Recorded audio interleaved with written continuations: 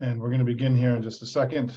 Sorry, we've had some technical issues that are baffling to us, and I apologize.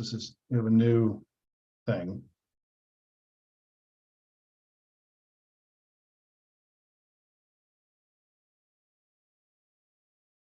Okay, I'm going to try one more.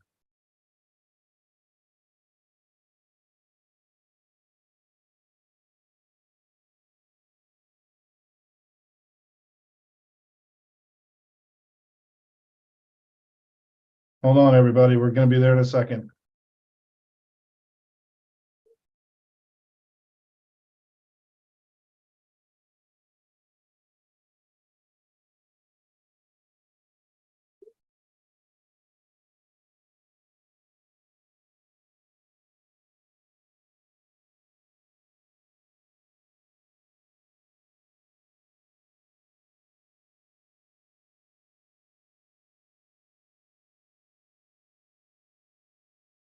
Okay, I'm gonna begin. Sorry for the delay, folks. We're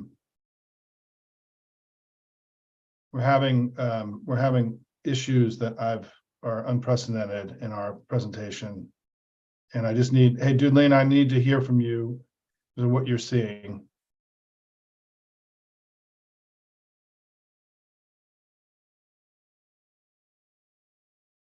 Folks, sorry, we're about to begin.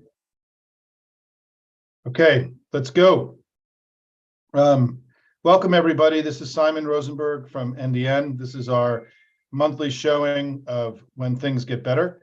With Democrats, things get better. This is one of those days. I apologize. And we are, I'm going to go shift into a different presentation mode here.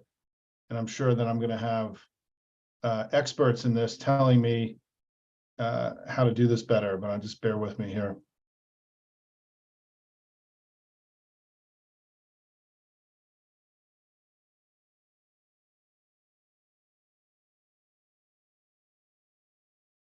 I really apologize, everybody. I'm using a new computer, and I'm learning that my new computer has got some issues here, and I apologize.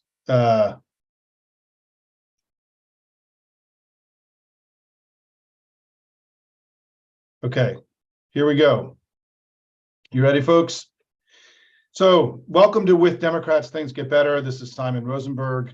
This is the, as I call it, the most important but least understood story in American politics today. And if you can tell me, Dudlene, if these are progressing now. Our story begins, we're going to go about a half an hour, and we're going to go about a half an hour, and then we'll have plenty of time for questions and answer at the end. And again, I apologize for these initial technical problems. Our story begins in 1989 with the end of the Cold War. A new era of globalization began, and everything changed. The world changed, America changed. There was sort of a before and after moment. And what we know from the time since 1989 to today, that we have seen enormous change. Change has been the constant. The world has moved into a single global economy, right? The internet was invented, climate change has become an issue, Putin's insurgency against the West, all these things have happened. It's a time of enormous transformation and change. And it's my belief that one of the ways that we have to think about American politics today that's instructive, the lens that we use, is how have the two parties managed against all that change since 1989? How have they responded to all this change? If change is the constant, right? There's no going back to a previous time. It's about managing change. How have the two parties done? And what you're going to see here, as I'm going to show you, is that there's one party that's managed against change well and another that hasn't. Let's start with the basic measure of how you look at a success of an administration. Jobs created, this is since 1989. Democrats have repeatedly created a lot of jobs and Republicans haven't. Trump was the first president since Herbert Hoover to have had net job loss on his watch. When you break it down to the 16 years of the two Bushes and Trump and the 16 years of Clinton and Obama, you know, we created 17 times more jobs in those analogous years before Biden came. because I was doing this presentation before the Biden presidency. And then Biden has had now 6 times the amount of jobs created in just his first 2 years as was created over 16 years of Republican presidents.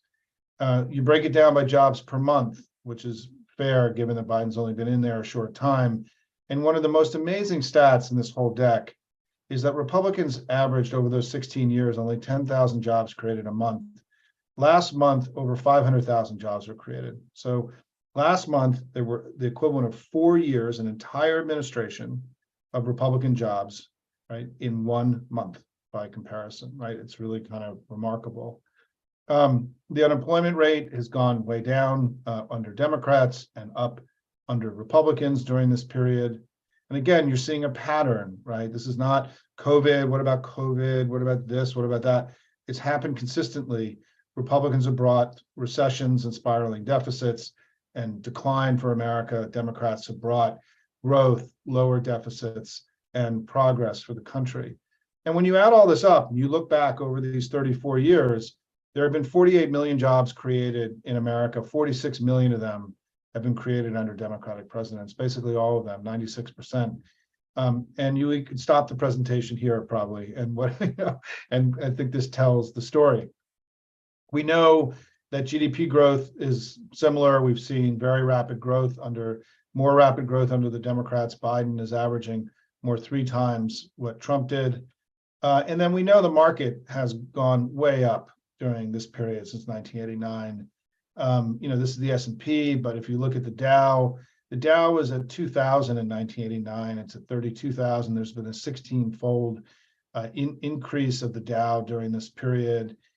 Really dramatic wealth creation in the United States, probably the greatest period of wealth creation in the history of the country. And when you look at it and break it down, it's, obviously most of this wealth that's been created has been created under Democratic presidents. I mean, part of what happened is we went from 1.5 billion, 2 billion customers to 7 billion as the global economy became one single global economy after the end of the Cold War.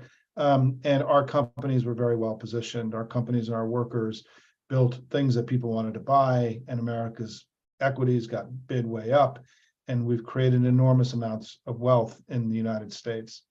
The truth is that if you had equities and if you owned your home, your wealth has gone way up. If you're just a worker, right, things have gotten better for you, but not nearly 16-fold, right? Things have gone up. You can see during this period, from 1989 on, you've seen progress for all workers of all kinds, but not at 16-fold, right? People are doing better today than they were, but not good enough. And I think as you look at this data, you're going to see that under Democratic presidents, right, median income's gone up. It did go up under Trump, came down a little bit in COVID. But it's really important to look at this because you often hear this very facile line that, over the last 30 years, 20 years, 40 years, that workers' incomes have flatlined, they haven't increased. I mean, it's just not true. They haven't increased enough, right? We have a lot of work to do here, particularly compared to people with equity and wealth. But this is not a flat line. I mean, and when we talk about this being a flat line, we're selling short the huge achievements of the Democratic Party. And we have to be smarter and reject this kind of facile thing that either people have fallen behind or there's been American carnage or whatever the lines are that I think are inaccurately describing what's happened to working people during this period, which is things have gotten better. They just haven't gotten as good as people who own stocks and had real estate. And on the deficit, which is something we are talking about it right now in very vigorous ways. You've seen Republicans have increased the deficit 3 consecutive presidencies. We've reduced it very dramatically in 3 consecutive presidencies. This is just data and fact, right? Trump was one of the most fiscally profligate presidents in American history and probably had one of the worst fiscal records in the history of the country. This is the percentage of the deficit of GDP on an annualized basis. And you can see it all hovered here for a long time in small numbers. And here's Trump, right? Blowing it out. Biggest deficit since World War II. And, you saw the same happened under, this is, by the way, you see how we got to surplus here?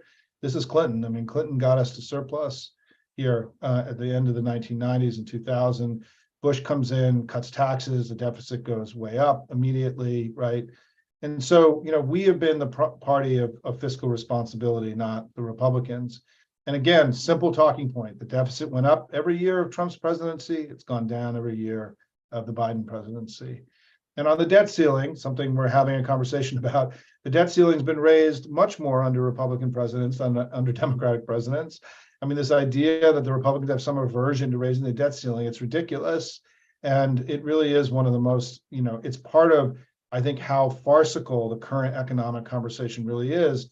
I mean, you hear Republicans saying every day that we shouldn't be spending money on Ukraine, we should be spending it here at home. Democrats say, hey, we just passed, the biggest domestic investment program since the 1960s. We agree with you, right? I mean, in the sense that we think we should be spending money here at home and we can fund Ukraine. And of course, the Republican response is, no, we have to cut them all, right? So, at the very core of the current narrative, the Republican story they're telling is at its face absurd. It's almost comical the way that they're engaging in this economic conversation, as if they're not the ones who created spiraling deficits, as if they have any leg to stand on in the, attacking Democrats for economic performance. We need to take back this economic debate in this country. And let's just spend a minute just going through a little bit about what Biden has done. This is a new section that just drills down on the Biden presidency a little bit. So first of all, and something super important, we've had the best recovery from COVID of any of the major advanced economies in the world. This is indisputable, right? We also have the lowest unemployment rate today that we've had in peacetime America since World War II. The only two times we've been this low have been during the Korean War and during the Vietnam War, during wartime. This is the lowest peacetime unemployment rate, the lowest peacetime unemployment rate since the lowest unemployment rate since 1968, right down in here, this area. Incredible performance by Joe Biden and the Democrats. We have had the lowest uninsured rate in American history. We've had the lowest, just in recent months, we've had the lowest poverty rate in American history. So lowest peacetime unemployment, lowest poverty rate ever, lowest uninsured rate ever, right? We've seen something that's really encouraging to me, that new businesses really grew during COVID, right? People stayed home, they created new things, but that sort of entrepreneurship is continued after COVID ended. We're seeing an explosion of new businesses being formed, sign of incredible health and vitality of the American economy. Wages are also at a very historically elevated rate. And I think this is really important because I think a lot of the arguments that the Republicans made about inflation was exaggerated. And one of the reasons the election didn't go the way they wanted was their core indictment of the Democrats was exaggerated. It wasn't really true because yes, inflation was high, but so were wages. And so people were paying more, but they were also making a lot more money. And so the impact of inflation was being exaggerated economically, maybe not psychologically, but economically, the data didn't really back up this notion that people were getting crushed. And in fact, in 2022, real earnings were positive for workers. So the average worker actually came out ahead, even with inflation in 2022. Where there was real pain with the inflation that we had in 2022 is if you lived in a rural area and you drove a lot with an inefficient car. I mean, gas really went way up. And there was pain for those people. But that, if you live in an urban area and taking mass transportation, you were experiencing inflation in a fundamentally different way than people who are living in rural areas. How do people in rural areas vote? They vote Republican. Republicans did experience inflation in a much Democrats did. We know that economically and attitudinally, right? We also know that because of the programs we put into place, and also because of low unemployment rate, people are working, right? We've had ACA subsidies, we've had child tax credit, at least for at least a short period of time. The average worker at the bottom 50% has more money in their pocket and more money saved than they've had in a very long time, right? This is another reason why the Republican attacks, I think, were exaggerated. Because they weren't truly reflective of what was happening at the bottom end of the workforce, where you've seen the biggest wage gains, by the way, over the last 2 years. We know that there are 2 jobs now open for every unemployed person. It's the most in the modern recorded history, right? This is why we have a worker shortage in the United States, is that there are all these job openings. We don't have enough workers to fill them. Trade deficit has come way down. I know the Republicans care about this a lot. And on a few other issues that are in the national discourse, the crime rate is much lower than it was a generation ago. This is a huge societal accomplishment. It's far safer to be in the United States than it was a generation ago. And yes, it blipped up a little bit during COVID, but not in a way that was super material, right? And we also know that the murder rate, I know Republicans care a lot about this, right? The murder rate in red states is much higher than it is in blue states. And so the entire crime narrative the Republicans are peddling is just red wavy horseshit. And it's something that we have to do a better job at pushing back on. On another big argument they make, that Biden has declared war on oil and gas. This year we're going to have more oil produced in America than any year in American history. And also profit margins and earnings for oil and gas companies were higher last year than they've ever been. So if Biden's waging a war on oil and gas, he's not doing a very good job because they're actually producing more than ever and making more money than ever. And so this whole other narrative about the war on oil and gas is also on its face just absurd and ridiculous. On one of the other big arguments that Republicans make is that Democrats are for open borders, right? We hear this all the time. During the Obama-Biden administration, the number of undocumented immigrants in the United States actually went way down. We're dealing now with a very different set of circumstances that are COVID, environmentally related. The issue on the border now is fundamentally different than it's been in the past. Happy to get into that in Q&A. But this notion that we have some long history of being for open borders is also on its face absurd and ridiculous and needs to be rejected at every step of the way. So America, how are we doing, right? Look at this, lowest peacetime unemployment rate since World War II. Stock market's up 16x, right? Lowest poverty uninsured rate ever. We had the best economic recovery in G7, right? Biden's made these historic investments with chips and infrastructure and the climate bill that are going to create jobs and prosperity for decades to come. I mean, you look at all this and it's like, hey, things are going pretty well. Pretty good president, right? The country is better off today than we've been.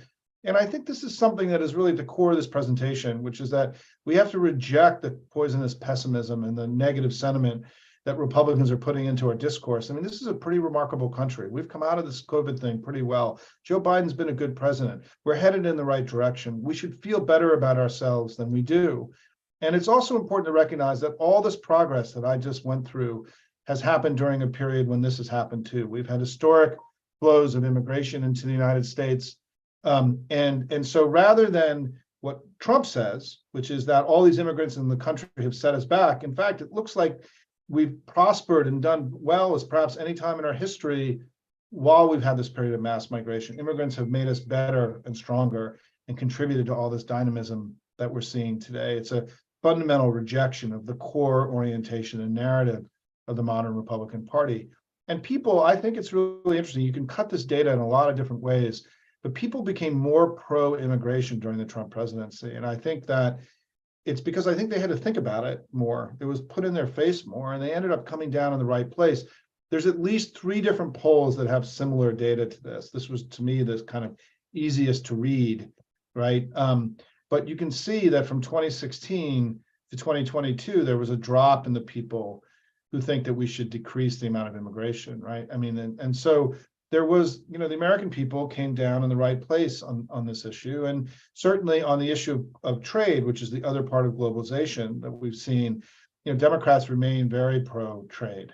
We are an open party. We want to be open to the world, right? We are pro-immigration, we're pro-trade, we're pro-connectedness to the world. Our party has many younger people who've grown up in a period where they play video games with people from Romania and China all the time. I mean, they're connected to people. They have an expectation of this connectedness. Our party has a lot of immigrants and people near the immigrant experience who also expect this kind of connectedness. It is incredibly assuring to see that you haven't seen the kind of reactionary sentiment in the right translate over to our side. So by so many measures today, right, life is better than it's been, and perhaps better than it's ever been. I mean, it is possible that, being alive here in America today, that we have more economic opportunities than we've ever had, certainly for women and people of color. I mean, you go back and look at the 1950s and 1960s, some people were using data from that period. Well, that was before, that was when we were living in a segregated country, and, women were not in the workforce. I mean, we've achieved all this while we've seen this explosion of opportunity for women and people of color. And so the success that we've had as a party has not just been in governing, it's also been in politics. And let me go through this, right? Since when I joined the Clinton campaign in January of 1992, we had lost 5 out of the 6 previous presidential elections, 2 of them by very large margins. Even in 1976, when we won after Watergate, which at that point was the biggest scandal in American history, we'd only won by 50.1. We had not been performing well since 1968 in presidential elections. It was a period, a 24-year period of where we really struggled as a national party to win elections, even against people that were considered to be extremists at that time, right? And so since then, and Bill Clinton set out to make the Democratic Party competitive at the presidential election again, the presidential election level again, we've won more votes in 7 out of 8 elections. No American political party has done that before in American history. This is the best popular vote run of a political party in American history. I'm really proud of this. This has been core to my life's work, right? And you can see the Republicans have only broken 48% once during this entire period. They got up to 50.7 in 2004. It's really kind of remarkable that when you look at this, that the Republicans could possibly control 2/3 of the Supreme Court, given that the country is clearly more Democratic than it is Republican. I mean, you often hear Republican commentators say it's a center-right country. I mean, bullshit, right? I mean, no way is this a center-right country. I mean, look at this. It's one of the most ridiculous things that you hear on national television, right? And also, I just want to put an exclamation point on what happened in 2022, which was, I think this is going to go down as one of the most remarkable election performances by a political party in our history. Despite, high inflation and low Biden approval, Democrats gained ground, right, in these 7 critical battleground states: Arizona, Colorado, Georgia, Michigan, Minnesota, New Hampshire, Pennsylvania. Incredible achievement, really important for 2024. We've now had 3 very good elections in a row in the key battlegrounds that determined the presidency. We picked up a Senate seat. We won state house seats. We didn't lose any state house chambers, right? We picked up governorships. We kept the House close. I mean, the House was essentially margin of error. I mean, a couple votes here and there, we could have been in the majority. We did better in the early vote than we did even in 2018 and 2020. Incredible, given that we were told a red wave was coming. And in fact, what we saw was all this Democratic intensity, right? Our candidates dramatically outraised Republicans, which is a big structural advantage we have. Our grassroots has become muscular and stronger. Many of you maybe have been part of groups that worked really hard in this election. And also, one thing that I don't think is well understood is the Southwest has really become a place of incredible power for Democrats. In 2004, Bush won Arizona, Colorado, New Mexico, and Nevada. Republicans controlled 5 out of the 8 Senate seats in that region. In 2020, Biden won those 4 states, first Democrat to do so in 80 years. And we now, if you count Sinema with us, who knows, we have there are no Republicans now, senators in these 4 states. It's incredible. We've done so well in the Southwestern region. And so when you look at party identification over this period since 1989, there have been more people are more Democratic than Republican. I mean, and we've done well during this period. We haven't done everything. Not everything has gone our way. We had these 2 freaky elections in 2000 and 2016, obviously, where we won the popular vote and didn't win the presidency. And so the country is not where we want it to be. But politically, I think we have done better than people understand. And so if I'm right, by the way, that the people of the United States, since, if you came of age politically after Reagan and you experienced these 3 good Democratic presidents and these 3 not so good Republican presidents, then people in their mid to late 40s and younger should be much more Democratic than Republican, right? Just based on lived experience. And that's what we find. I mean, this is the under 45 vote. The under 45 vote was a swing vote. It was a jump ball in the Clinton and Bush years. And now you can see after 2006, it's become structurally a very big Democratic vote. We get very big margins with younger people. In this last election, the exit polls had it at 13%. Pew had it at 20. I'm probably going to settle at 13 for the sake of this analysis. And even Biden in 2020, right, outperformed Obama with under 45-year-old voters, showing that this is a structural advantage that we have. This is really important to understand for us. And among 18 to 29-year-olds, right, it's a similar, it's more acute. And Biden still did very well, with 18 to 29-year-olds. But we're doing very well with young people. We lose over 45, and our margins of victory come from the margins with under 45-year-old voters. And those voters of these generations, the millennials and Gen Z, are becoming an ever increasingly big part of the electorate, right? This is why this matters. This is good for us, not so good for them, right? And so despite all this, though, that I've just gone through, we are still underperforming on the economy. And this is, I think, our big collective political project in 2023 and 2024. I want to show you this data. It's kind of startling. I showed you all that data, right? All the jobs have been created, growth, spiraling deficits, recessions, Republicans, right? But in 2020, this is on AAP Vocast, Biden won the COVID voters 3-1. 41% said they were COVID voters. We won those voters 3-1. But the voters who cared more about the economy, we lost those voters 4-1. And on this basic question is that who's better able to handle the economy, Trump crushed Biden, right?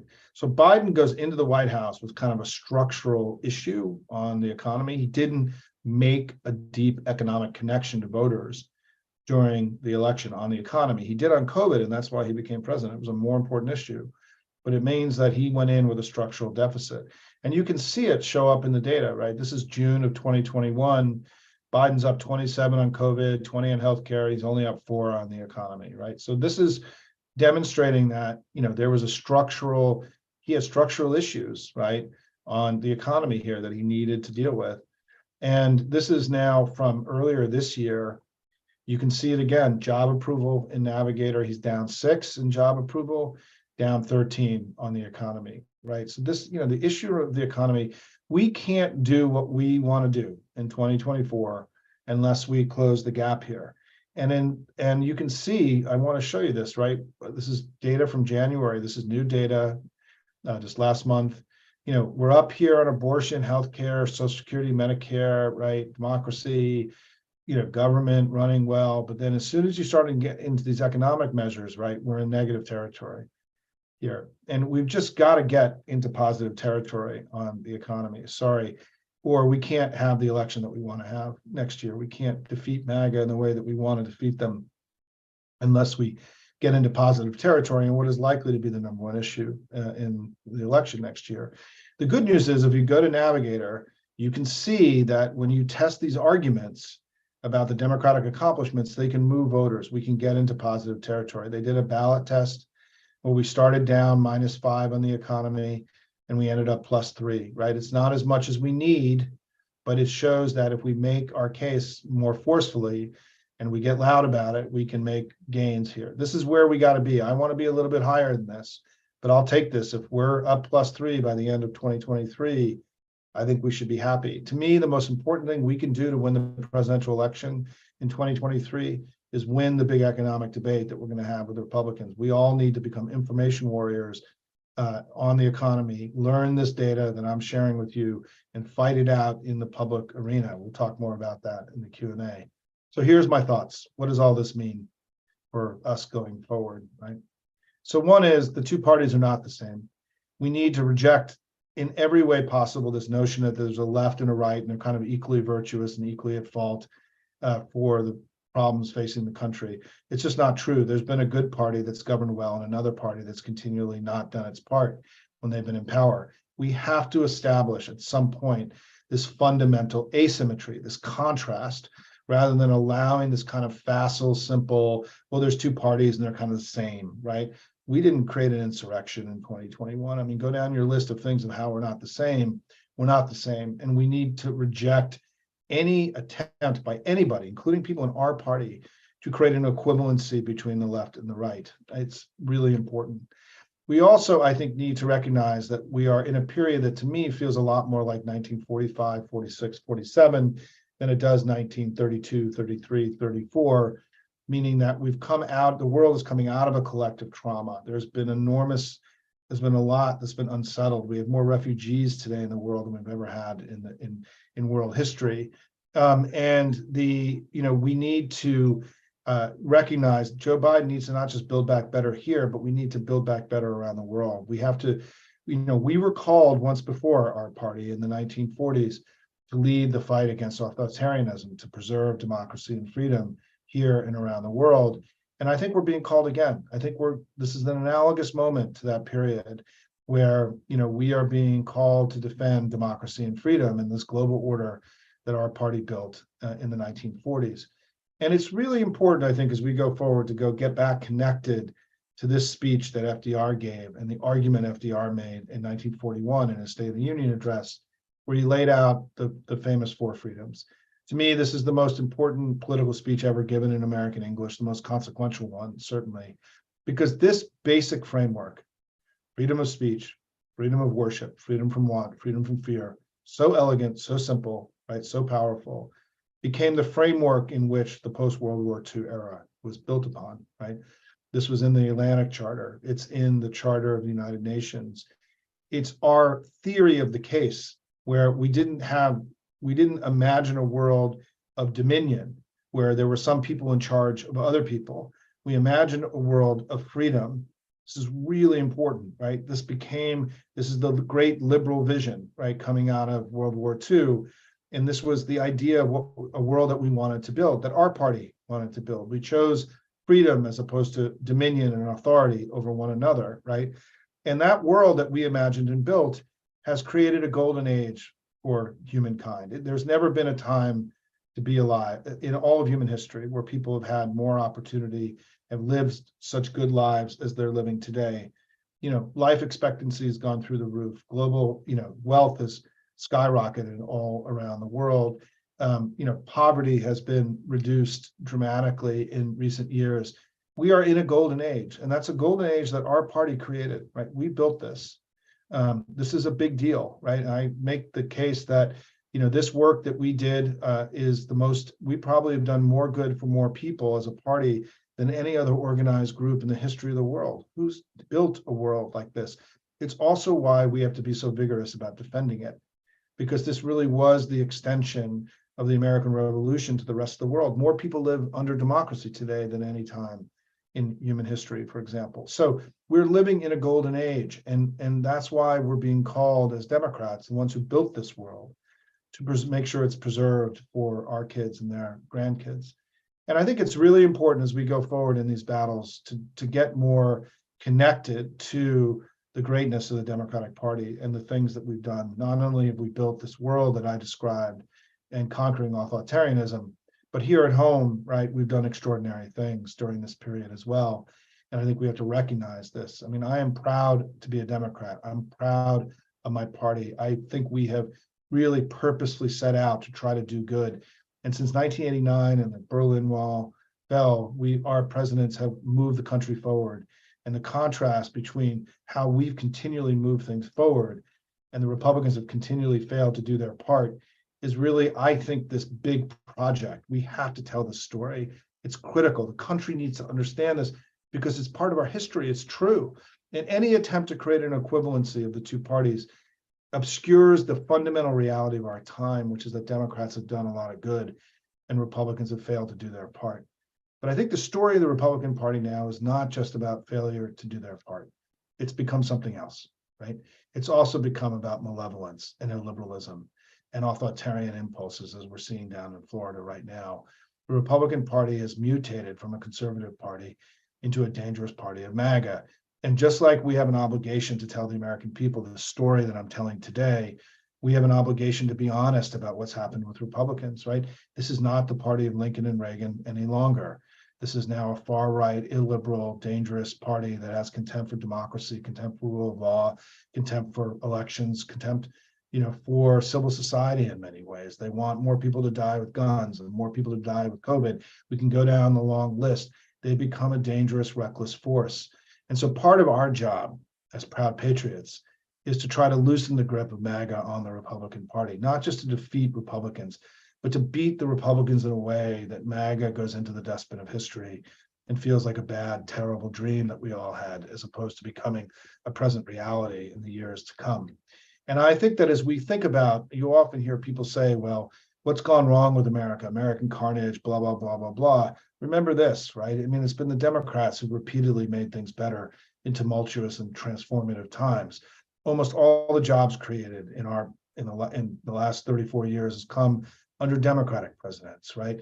And so when you hear people talk about what's gone wrong, Washington isn't broken. Our politics isn't broken. One of our two political parties is broken.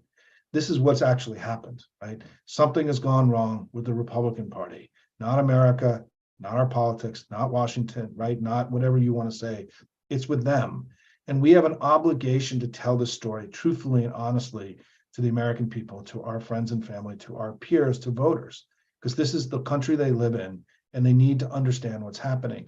And if there's any doubt about the threat of what the Republican Party's become, let's spend a moment looking at this, right?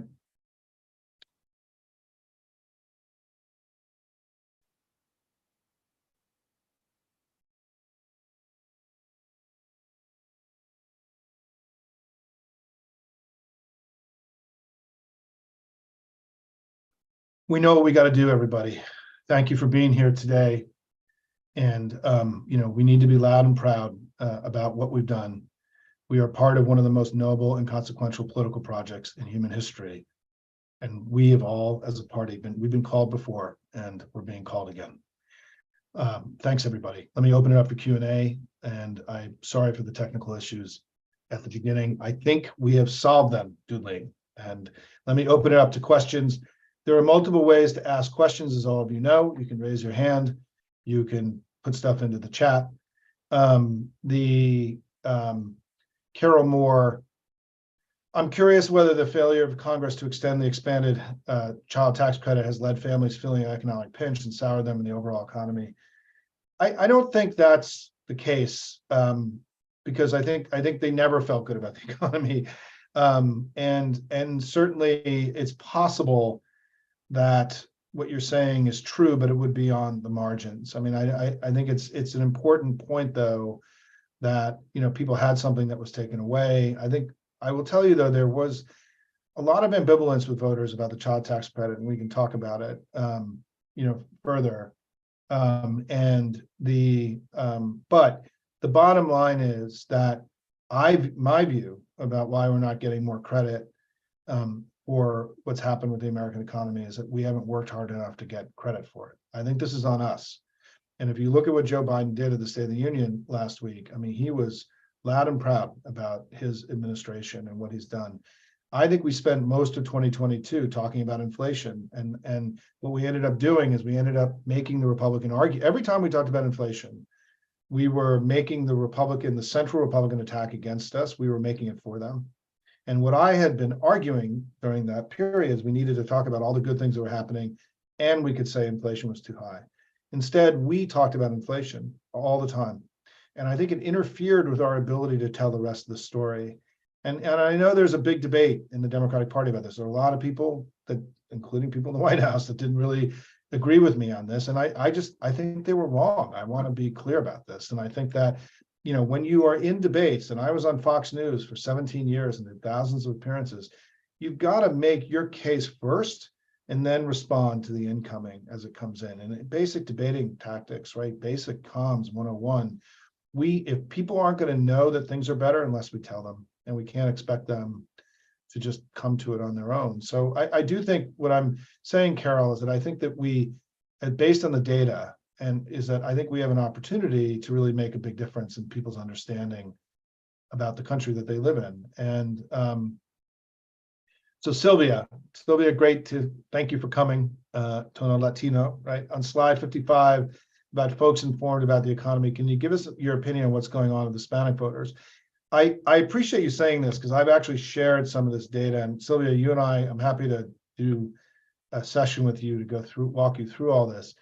We have a problem with Hispanic men, I think, and Hispanics on the economy. I mean, I could show you other data, and you picked it up. But I mean, we're 15, 20 points lower with many Hispanics on the economy than we are with African Americans, with AAPI voters. There's a clear weakness there. My view about what happened on this, and this is an opinion as opposed to something grounded in clear data and focus groups and so on, is that I think the shutdown Democrat argument was very effective with Hispanic men. You know, Hispanics during COVID, right? Hispanics got COVID more than other people, died of COVID more than other people. They had higher percentage of Hispanics at jobs where they had to go face and still continue to work in threatening environments.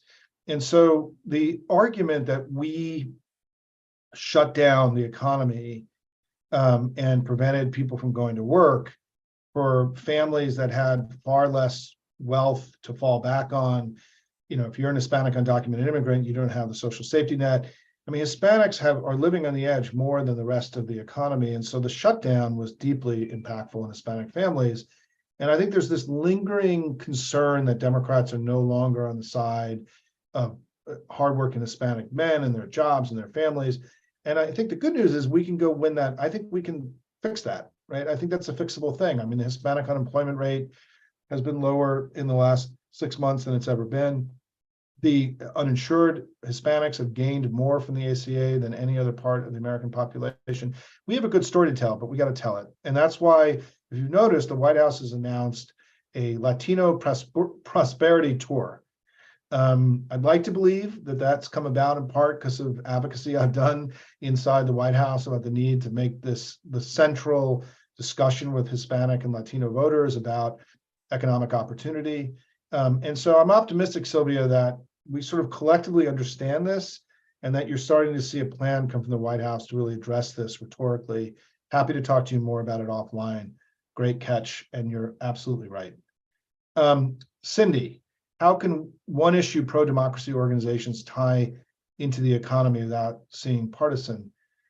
It's a great question. And I think for pro-democracy organizations, I think that this idea that the Republicans have become a negative sentiment machine and are talking down the country, talking down the accomplishments of the United States, of the West, is fair game in a pro-democracy setting.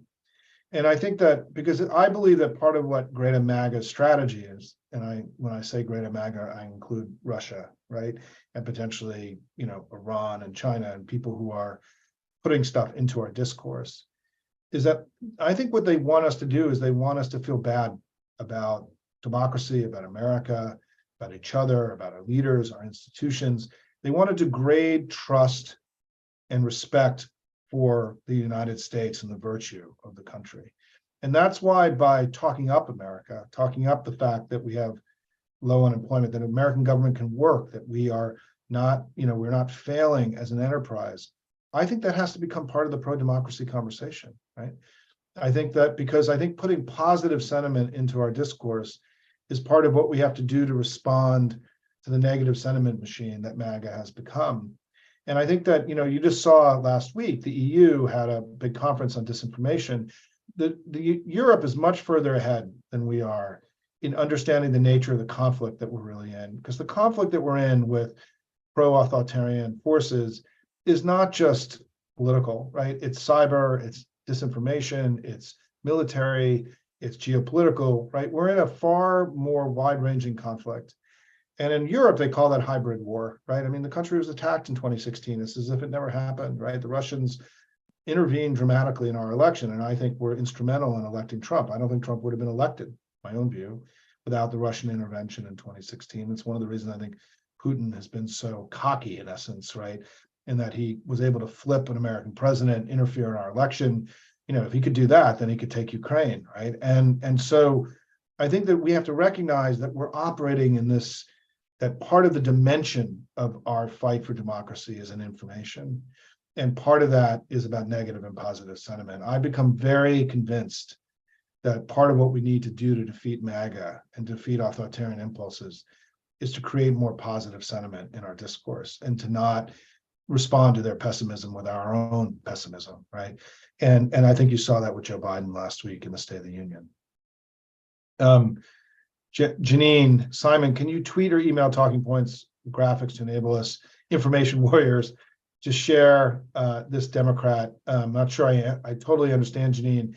Let me just say this presentation is going to be up on YouTube and on our website in a few minutes, right when we're done. A lot of the data that you see in here is on my website. I also tweet this stuff out all the time.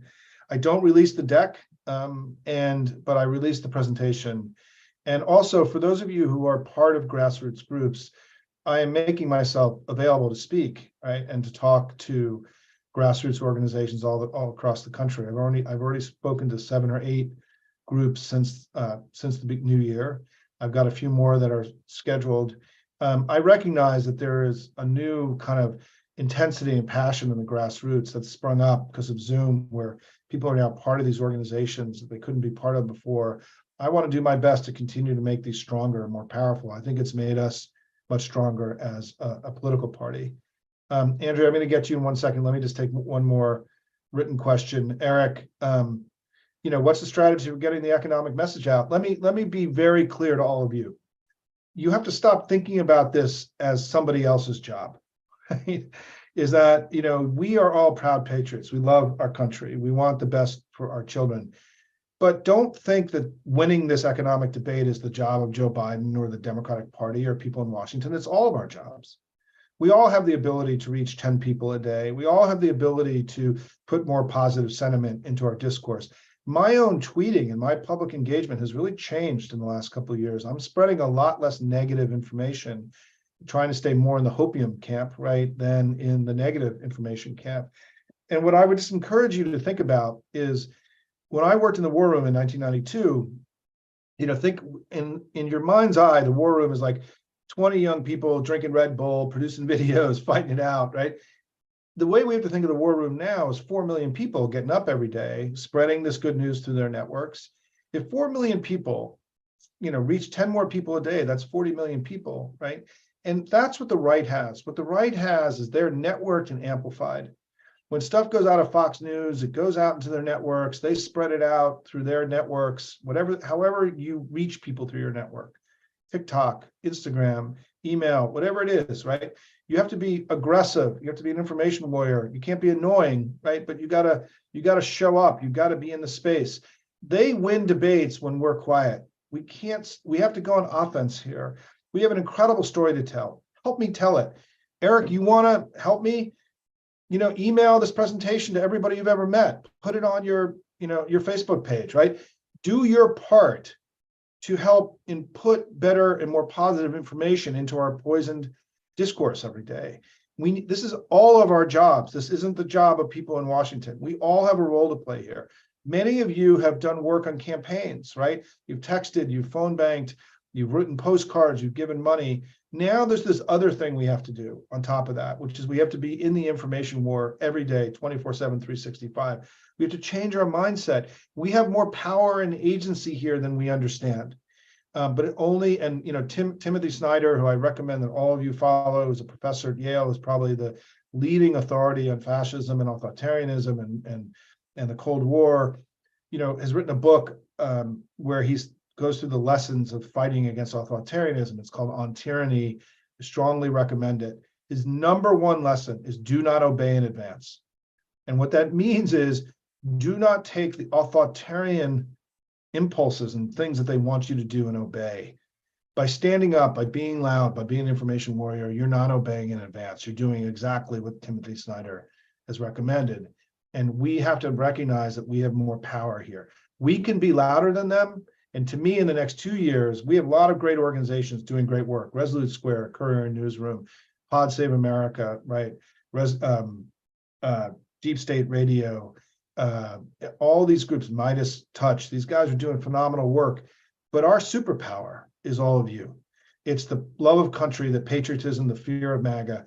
We need to be louder. In the next 2 years, if we get millions of people getting up every day, doing what I'm doing right now, I'm just a guy, and I'm a private citizen. We can be louder than them, and I think win this economic debate in 2023, and then win the presidency in 2024. Let me go to Andrea, who's had her hand raised here, unless she just disappeared.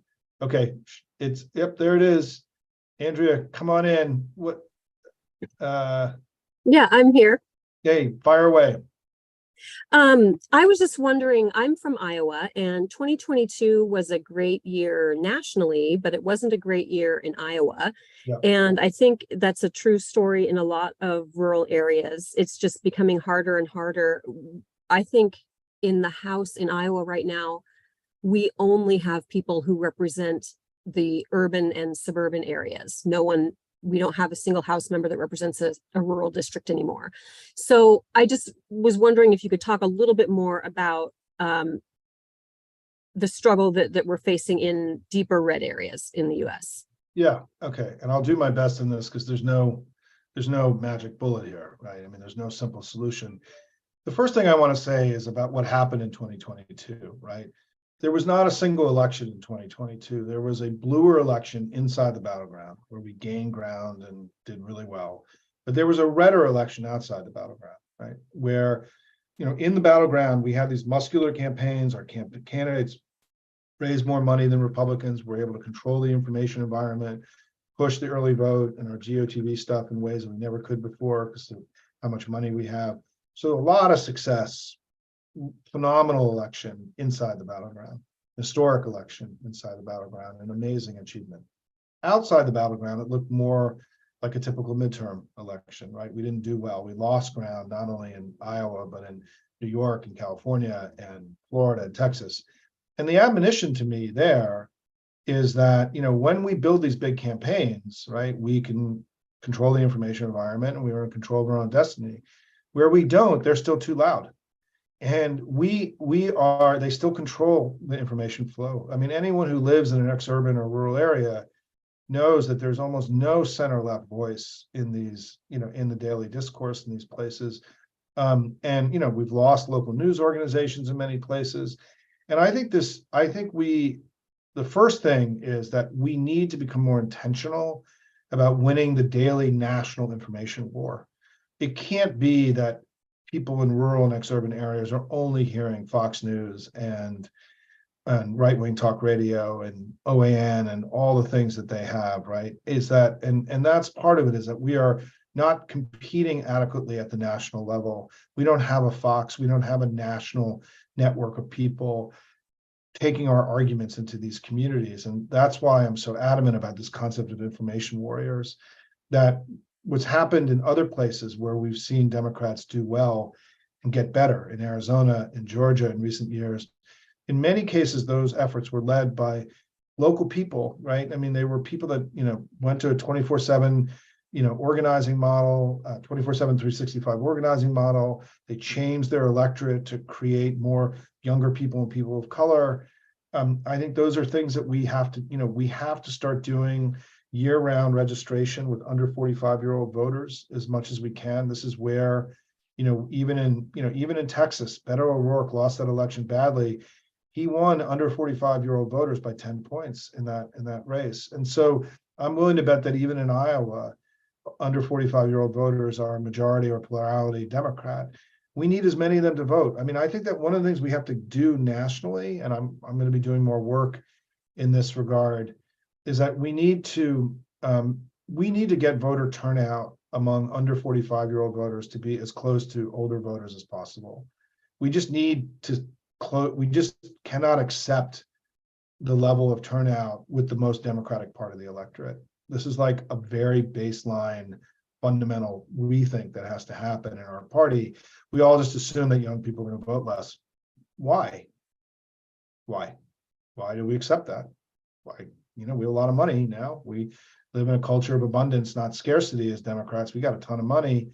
We got to spend, we got to go to year-round youth-based organizing. You've got to maximize the Latino vote in Iowa, which is increasingly, in many rural agricultural areas, the Latino community is growing very rapidly. It's another area of enormous opportunity for you in Iowa. I also think we're going to have to use, two final things, and I want to wrap it up, is, we got to show up, right? You got to contest, you got to have candidates, you got to be there, you got to give a shit. It can't be an afterthought. If you want to get rural vote, if you want to get anybody's vote, it's got to be important to you. And if it feels like it's an afterthought, then you're not going to do well, right? It's really kind of basic stuff. And then finally, I do think that many of the big investments that Biden is making on infrastructure, the climate bill, the CHIPS bill, those rural communities are going to benefit from this investment. And we have to use this. I think that Biden has a theory that, like FDR, these big investments he's made are going to open doors up to voters that were closed to us because we've impacted their economic lives, right? We'll see. I mean, I'm a little skeptical. I don't know that the struggle we're having in rural communities is economic only. I think it's far more complex than that. It's cultural, it's race. There's a lot of complexity to all this. But I think you have to do all those things, Andrea. I mean, I don't think it's a simple thing. And you can't give up, right? I mean, you have to keep fighting. And I think it's important to learn from other places that have seen substantial improvement in their standing, and what they've done, like in Arizona and Georgia. I mean, I will tell you that the success we've had in Arizona and Georgia in the last two elections, we wouldn't have the majority in the Senate without it, right? But it's also an incredibly important story that every other state in the country can look at and study what they've done, where they were down, and then they were up. And it wasn't, it was a plan. There was a plan there. It's not as easy because they've had a lot of young people move in who are more liberal, right, in the old parts of the electorate, and that's happening in Texas and other parts, the Sun Belt as well. And so there's raw material there. But I think it's all those things, right? And let me just see if I can take one more question, and then I'll close because we did start a little bit late. Let me try to. I just covered some of the rural stuff for you. Let me go to Jay. I mean, there's a lot of questions here. I mean, all these are. Let me just finish this because they all are sort of pointing to the same thing. I mean, there's no silver bullet here, folks, right? This is very hard, this game. I've been doing this full time for 30 years. And what I can tell you is I think something really important has happened to us in the last 6 months, which is that we've regained confidence in ourselves. Joe Biden was a confident president. And I think I have this mantra that I want to end with, which is that Joe Biden is a good president. The country is better off. The Democratic Party is strong. All those things are true. And one of the things we have to get better at as Democrats is speaking in declarative sentences. We can say Joe Biden is a good president. It doesn't have to be but. There's no but. Stop the but. Stop stop making Republican arguments for them. Speak in declarative, simple sentences, right? The economy is strong. Joe Biden's a good president. The Democrats have made the country, with Democrats, things get better. Don't immediately go to what Democrats do, which is put it, but there's 100 people in a room, 97 of them have jobs. We talk about the 3 people that don't have jobs, right? And it's not that we don't lack compassion, is that it's also just silly. I mean, we have the lowest unemployment rate in American history, right? I mean, in peacetime America since World War II. We have to be able to say that in declarative, simple sentence, right? Boom, without then saying, but there's more work to do. I mean, that's the whole game here. We've done really well. We've come a long way. Of course, there's more to do. But if all we do is talk about all the things we haven't done, then people aren't going to know about the things that have been done.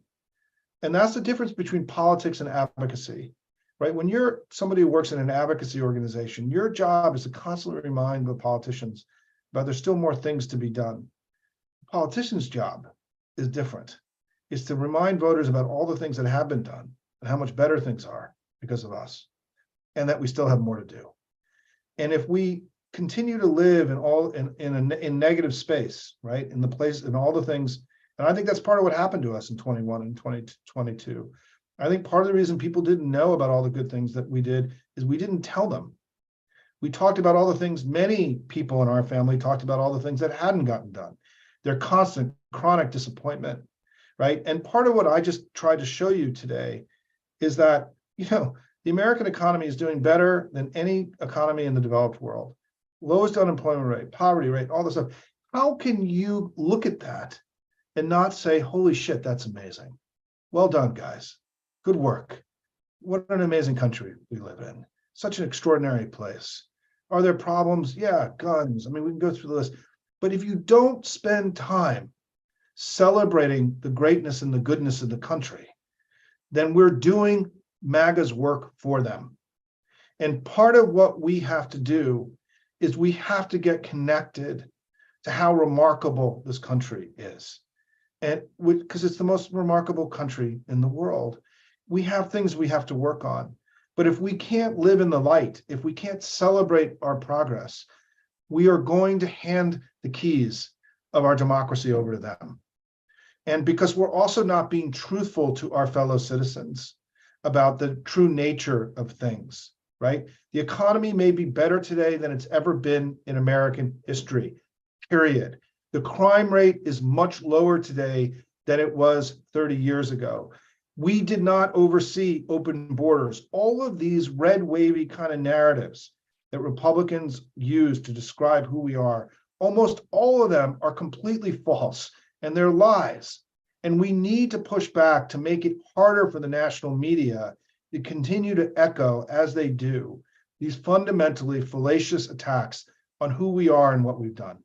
Because what happens is they want us to think worse about America, about our party, our leaders, our institutions. That's their goal. Don't let them win.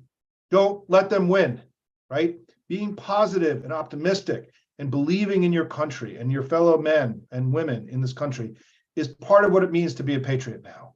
Because we have another group of people that want us to, that are talking down America every day. We need to talk it up. Those are my thoughts. Love you guys. It's been a lot of fun fighting in the trenches with you. I show this presentation once a month. The video will be up in a few minutes. Share it with everyone you've ever met. And let's make sure that we are bringing it every day in the next in the next year and a half. We can do this, right? We should have a good election in 2024. We've done a good job. We got to go sell what we've done. Be part of that effort with me, with Joe Biden, the DNC, and everybody else. Thanks, everybody.